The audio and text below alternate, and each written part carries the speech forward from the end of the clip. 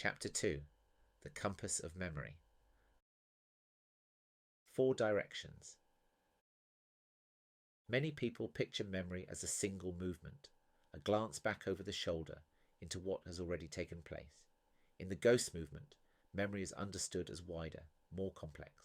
It does not point in one fixed direction. Instead, it works more like a compass, offering 4 bearings that together give a fuller sense of where you are and what is shaping you: backward, forward, inward, and outward. Backward is the one most of us recognize. It is the pull of ancestry, the thread of personal history, the presence of long-kept places and objects that have travelled with us through time. It holds family stories told at the kitchen table, the outlines of old houses, scars on the skin, familiar paths worn into the ground, and habits that repeat because they once mattered deeply. Backward does not mean living in the past. It means recognizing that the past remains alive, influencing your choices, gestures, and ways of being. Forward is less visible.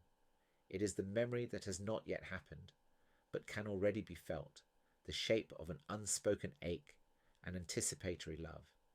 It is the sense that something in the future is already leaning toward you, asking to be noticed now. This is not prediction or control. Forward memory is the weight of what you care about, carried as a quiet responsibility toward what will come, whether you can see it clearly or not. Inward is the body's own archive. It lives in posture, breath, muscle tension, and reflexes. It is in gestures you make without thinking, in the way the body recalls injuries or moments of tenderness, in how it reacts in certain rooms or with certain people. Inward memory often works below explanation. You feel it before you can speak of it, as if it lives just beneath the surface of language. Outward is the memory held in the field around you. Streets, landscapes, weathered walls, and everyday objects all carry presence. A town can remember the labour of its people in the pattern of its streets and the shape of its buildings. A river can hold the repeated crossings of a community.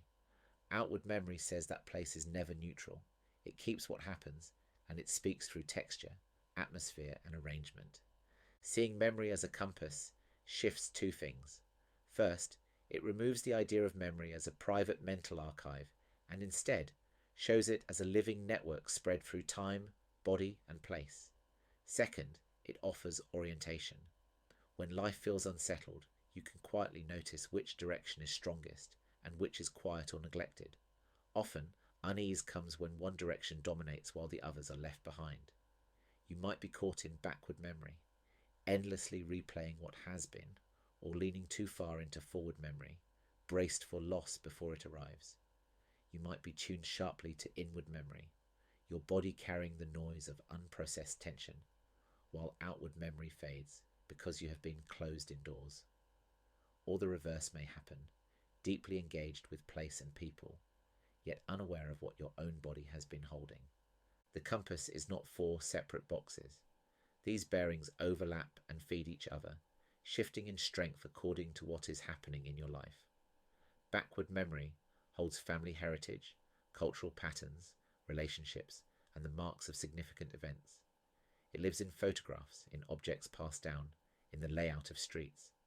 It can give belonging and stability, but if it dominates, it can trap you in the weight of what is known, making change feel unsafe. Forward memory holds the quiet recognition that certain moments are on their way. It is not superstition, but the truth that we are always approaching events that will matter to us. A parent can feel it in the imagined day a child leaves home. Anyone who has loved deeply knows the ache of a future parting. Forward memory can help you act with care now, but if you dwell there too long, it can make the present seem thin. Inward memory is in the pace of your breath, the way you hold a chair, the change in your voice. It can return you to presence in an instant, but if neglected, it can carry the body's unresolved strain for years. Outward memory lives in how different spaces feel, in the echo of voices in a hall, in the scent of a kitchen that has fed many people. It shapes how you move without your conscious involvement. Ignored, it can leave you feeling untethered, even at home. The compass is not an abstract idea, but something lived through body and surroundings. Backward memory can draw your shoulders forward, as if to protect something. Forward memory can lean the chest toward what has yet to arrive. Inward memory appears in the slow breath of safety or the repeated tightening of a jaw. Outward memory shifts your voice and pace depending on where you stand. Noticing the compass in your own body lets you see when one bearing takes over. Always leaning forward can create a stiff neck. Always turning back can close your posture. Locked in inward memory, you may lose touch with the world beyond your skin. Lost in outward memory, you may feel too open to the moods of places and people. All four are needed, and the work is to sense them clearly so they can rebalance themselves over time. This is not a matter of rituals or fixed steps. It begins with naming your current direction. Are you turned toward the past, leaning into the future, inside the body's own store, or listening to the place around you? From there, the compass can shift. If backward memory holds you too tightly, notice the present detail of your surroundings. If forward memory pulls you on too fast, let the breath slow your pace. If inward memory is loud, a grounded connection with place can steady it. If outward memory overwhelms you, return your awareness to the rhythm of the body. The compass can also be felt in relationships. In conversation, you might sense whether someone is speaking from the past, the future, the body, or the environment, and respond in a way that meets them there or gently invites another angle. In making choices, you might ask whether your decision is being shaped mainly by one direction and whether the others have had their say. Small gestures can keep the compass alive. Holding an old object and noticing what it carries for you, backward.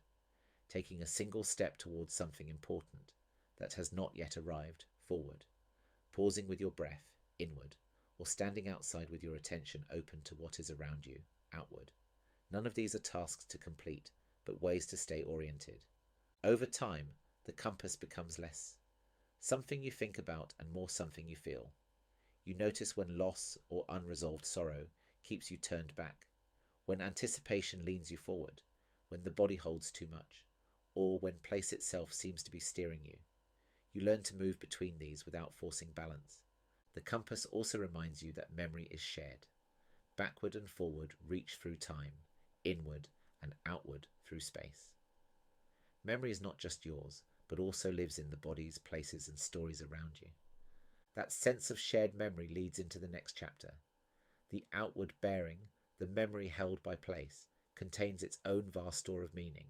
Places are more than points on a map. They are archives, holding the imprints of what has happened to them. A ruin can tell stories of work, love and loss. A patch of ground can carry generations of presence beneath its surface. In the next chapter, places archive, land, ruins, and the past beneath us. We will remain with outward memory and look more closely at how spaces remember. We will explore how to recognize the traces they carry, how they shape our sense of belonging or disconnection, and how the past beneath our feet can speak into the present. Let the compass travel with you into that chapter, each bearing a quiet companion in the way you approach place as a living participant in memory.